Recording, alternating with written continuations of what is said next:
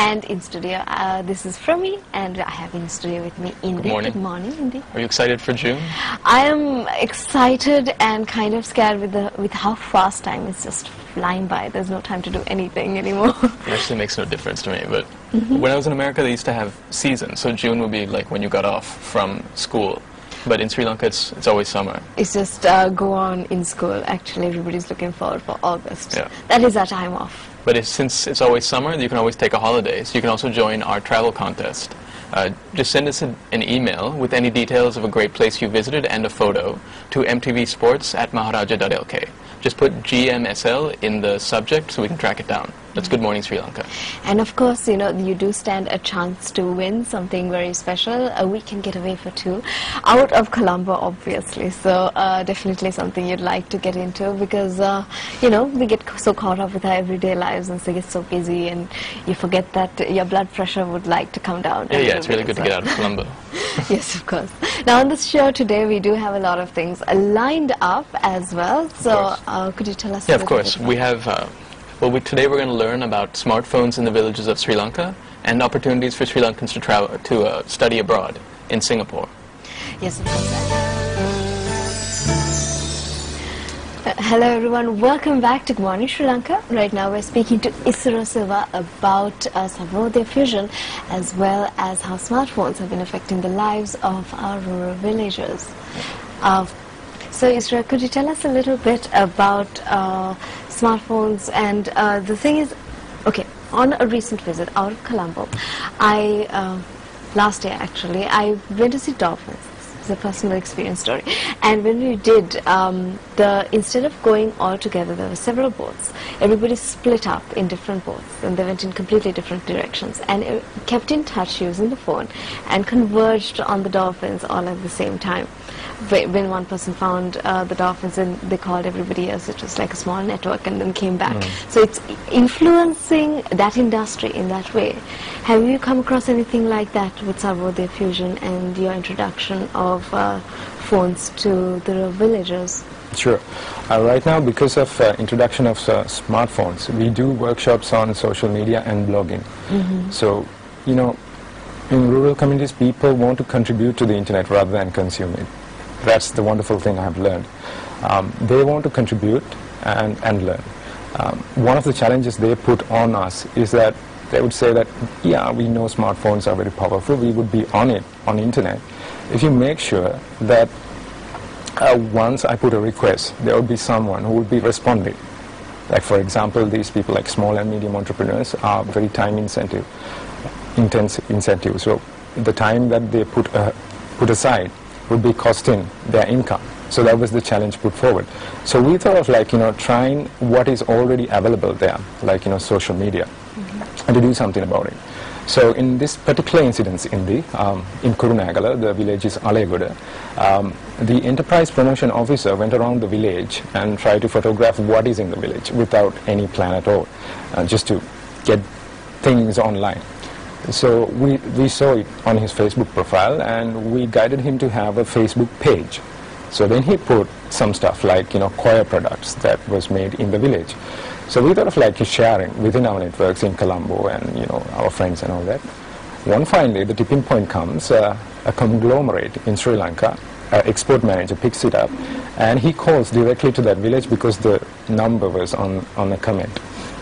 So right now, that village is receiving 1.5 million rupees of worth of order each month. So imagine a simple thing like, you know, we take for granted, like, you know, sharing a picture on Facebook can, you know, lead to something very phenomenal. I mean, imagine the impact it could have on one community, and we like to, like, you know, share this story and inspire other communities to come up with their own stuff, like, you know, handicrafts, whatever, so that they can have, like, you know, more income. When people have more income, there is more time to think and more time to be creative.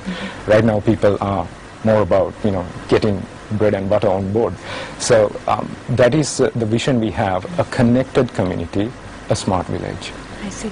In relation to this story, I believe we have a small video about it as well. Let's take a look. Coir, the fiber in coconuts, is used in rope, brushes, mats, rugs, upholstery, and in horticulture. 30% of the world's coir is from Sri Lanka. While the raw material can provide a basic income to rural communities, this income can be greatly increased by manufacturing coir products close to home.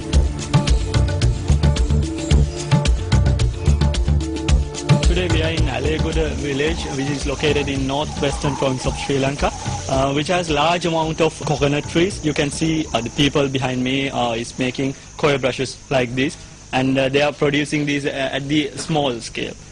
Initially they had a problem in making these coir brushes at a large scale, and how to make the linkage between the good market, potential market, which can export to other countries as well. Yeah, so I mean, even though this company is getting for Sri Lanka, but it's possible that they might be looking into exporting these products as well. Actually, it's for exports. It is for Yeah, they are exports. exporting. And that's a large amount of orders, 1.5 million. That's enough to employ like exactly 10, 20 people in that village. The units are 1 million. And now, the interesting part is that there is one lady, it will be on the video, because that lady is the aggregator. Right. You know, some people will be producing like 10,000 units, which will be not attractive to that company. But she aggregates all the smallholders, and she makes sure that the quality is within that company's, you know, requirements. So that is the beautiful story. Now, what Fusion did was to blend the ICT, but behind the scene, there is about a decade of investment from Sarvodaya and seeds on mobilizing and incubating these businesses. So it was like a tipping point that came in with the technology, because technology cannot do everything, but technology changes everything. So in this case, the business model for them was like the one unit, one coir brush is now 1.5 rupees worth. Before that, it was 75 cents. Okay, wow. So that's the wonderful, you know, impact it had. Quite an impact. Yeah, and even the you know, the previous buyer is now willing to take it at 1.5 rupees. The quality is that. Exactly. More opportunities and more access. Yes, of course. There is a second part to this video as well, so let's take a look at that. In Sri Lanka is Sarvodaya. We've been working with them for many, many years around the areas of disaster preparedness, and now with Fusion as well in their introducing of information technologies and computer services. The communities took into the technology better than we anticipated. There were three things that they wanted. One is education. Two is to enable the small and medium entrepreneurs. Three is to digitize the information about their communities, because they wanted to contribute to the internet rather than become mere consumers of it. In our Smart Village project, we are getting about 25 Google Nexus 1 phones from Tag ID, and there is one story about that. ඇත්තටම Sarvodaya-Fusion එක tag ID එකත් එක්ක දාලා smart village app යටතේ අපිට Google phones දීලා තියෙනවා. මම ඒ වෙලාවෙමදී ප්‍රියන්ත මහත්තයා අපිට දුන්න samples කීපයක photos එකක් අරගෙන internet එකට upload කරා. Facebook අනිත් social media network වලට මම සම්බන්ධ කරා. ඒ හරහා මේක ගිහිල්ලා අවසානයේ හෙලිස් ආයතනයේ මේක ඉතින් අපිට request කරා අපිට මේක ගන්න පුළුවන් කරන්න පුළුවන් කියන එක. Then they saw these products, these fine products, and they agreed to buy about 1 million pieces of these coir brushes per month.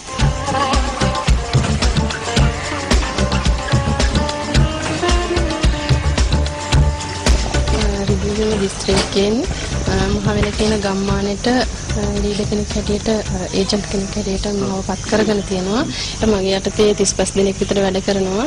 ඊට අමතරව මේ සුළු ප්‍රමාණයෙන් ආයතන 4-5 දැනට පටන් ගන්නවා.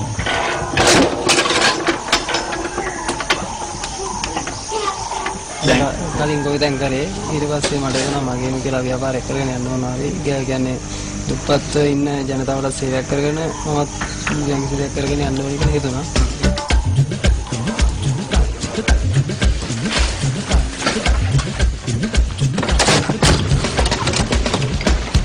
Now we have a good success story in Kurunegala.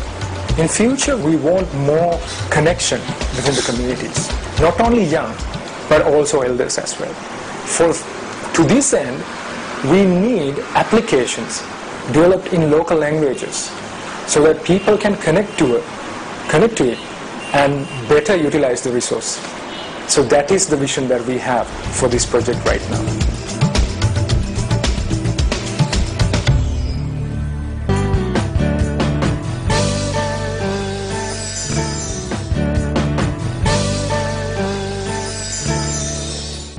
Welcome back. So that video covered Kurunegala and how smartphones made a difference there. Now you talked about how perhaps the technology isn't enough. If you just take a smartphone and drop it in a random village, is it going to work? Will it have results? Not really, because this is a very personal asset. Now, imagine this having in a kid, Right. and parents have serious concerns. So we work with all the stakeholders in the community. For example, we get the village leaders as well as elders, and show them, the impact, the outcome it can have on them. So it doesn't happen like that. We take a lot of due diligence on selecting villages and applying it, because we want to create village leaders so that they can lead their communities in return. So that is why the education part is very critical. The one I told you, the fusion education. That is why we give them the basic education to these young students, so that they understand the values, the Sri Lankan values. It has to be incorporated into this. So Sarvodaya is an organization which creates a huge ecosystem of value-centric education. And upon that, I have a request from the IT corporates in Sri Lanka as well, because now we have like 2,600 students, and I've been talking to a lot of IT corporates in the country, and they were amazed to see that, that kind of talent existed in the rural, and they want to help these kids to have to be interns and maybe jobs in Colombo as well. So we envision not all these students should come to Colombo, because it does not work like that. We envision a country that these students can start their own ventures. In fact, they're already done, but it's on a small scale. We want to expand that so people can have their own enterprises in their villages, so that they can have jobs, to be job creators rather than to be seeking jobs. So for that end, we need incubation, which in Sri Lanka is, I think I can't find it any. Incubation's begun, but it's begun in Colombo. That's exactly. Are you saying that people wouldn't need to come to Colombo to work, that they could start businesses? No, actually, it has to be parallel process. People should come to Colombo, because I think Sri Lanka can progress very well if you can connect Colombo with the rural. Because there are enough resources, a lot of demand in Colombo which is not met, and they don't even know that these rural people can supply that. So we have to be that is the one parallel process, that some advanced students from these rural areas has to be trained and incubated, and so that they can go back. And the other thing is that there should be ventures and enterprises should happen in rural, so that they can be on their locality. I mean, the biggest problem, I came from Goal as well, but the problem is the cost of living for a person who is having a basic education, and the salary he can get is not enough to hang around. So I think it has to be two parallel process, but I would like to listen to your listen to your thoughts as well, and in fact on Weavers. Of course, if they're connected, you can make more money from Colombo, but then you can also potentially make much more money from abroad. Exactly. And with the internet connectivity, it does make it a little easier to work from outside Colombo as well, when it comes down to things like that. It's nicer to be outside Colombo as well. Yes, of course. Exactly. Not less stressful. Just a small off-there question about this education. The thing is, what I have found is that a lot of people above a certain age limit have a little bit of a block when it comes down to technology, thinking that it is very confusing and very difficult. Do you find that an issue when you're working with the rural? Of course. It has already come up, and we have a plan for that, because we don't want to have a digital divide within the community. So for that, we have another program coming up where we give this. Now we have this shared ownership. Now it will be randomly going into within the village. Say a phone would be have by one family for 2 weeks. Then the phone will be rotated to another family. And the parents should make use of that. For that itself, the young kids would be able to help them, and of course there is a village leader. So the social mobilization part is very critical, That is where we are heading then, because when we have parents, get into this and understand that it can, improve education opportunities and economic opportunities, things will be improved. I think it's a lot more interesting for everybody. Now, I know in Colombo, I use Twitter, I use Foursquare. Are people using that outstation? Yeah. One fine example, day before yesterday, I was in Kantale, and we have given some training to Kantale telecenter as well, but I was surprised. I was at a function in Agrabodhi Vidyalaya.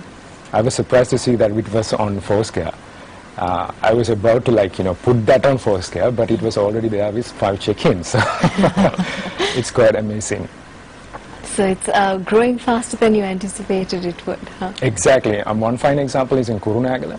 I was at my uncle's funeral, and I was just checking on Foursquare, and I saw a distance learning center of one of the telecenters was about 10 minutes away.